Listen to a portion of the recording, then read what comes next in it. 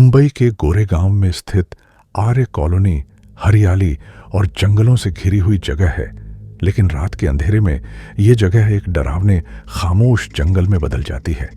बहुत साल पहले यहाँ एक प्लेन क्रैश हुआ था जिसमें कई लोग मारे गए थे। कहा जाता है कि उन आत्माओं को आज तक शांति नहीं मिली। कबीर और उसका दोस्त रोहन यूट्यूब पर हॉरर एक्सप्लोरेशन वीडियो बनाते थे। उन्होंने सुना था कि आर्य कॉलोनी में रात को अजीब अजीब घटनाएं होती हैं। डर को चुनौती देने के इरादे से दोनों एक रात अपने कैमरे और टॉर्च के साथ वहां पहुंच गए। कार से उतरते ही उन्हें एक अजीब सी ठंडक महसूस हुई। पेड़ों के बीच से झांकती चांदनी और झिंगुरों की आवाज के बीच उनका हर कदम डर बढ़ा रहा था। उन्होंने कैमरा ऑन किया और जंगल की ओर बढ़ चले।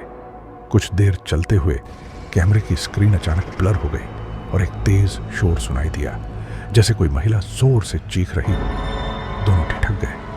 कबीर ने कहा, यह शायद किसी जानवर की आवाज हो, लेकिन रोहन की आंखों में डर साफ झलक रहा था। आगे बढ़ते हुए उन्हें टूटा फूटा मलबा दिखा, जैसे किसी पुराने प्लेन का हिस्सा। वहां राख, जले हुए कपड़े और एक अधजली डायरी पड़ी थी। रोहन ने डायरी उठाई, तभी पास के झाड़ियों में कुछ हिला। कबीर ने कैमरा उस दिशा में घुमाया और दोनों ने देखा एक औरत खड़ी थी, लाल साड़ी में लिपटी, अधजला चेहरा और उसकी आंखें सीधी उनकी तरफ देख रही थी। दोनों पीछे हटे, लेकिन तभी वो औरत हवा में तैरती हुई उनकी तरफ बढ़ने लगी। अचानक वो औरत गायब हो गई। एक पल की राहत के बाद रोहन की चीख सुनाई दी।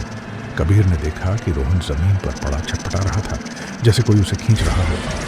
कबीर ने उसे पकड़ने की कोशिश की, लेकिन एक काली परछाई रोहन को घसीटती हुई जंगल में ले गई। कबीर बेहोश हो गया। अगली सुबह स्थानीय लोगों ने उसे बेहोशी की हालत में सड़क किनारे पाया। पुलिस ने जांच की, लेकिन रोहन का कोई सुराग नहीं मिला। कबीर बस यही दोहराता रहा। वो औरत, वो जल रही थी।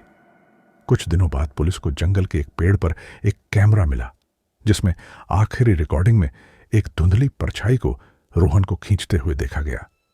आर्य कॉलोनी आज भी एक रहस्य है, जहां रात के अंधेरे में चीखें गूंजती हैं और एक अधजली आत्मा अपने शिकार की तलाश में भटकती है।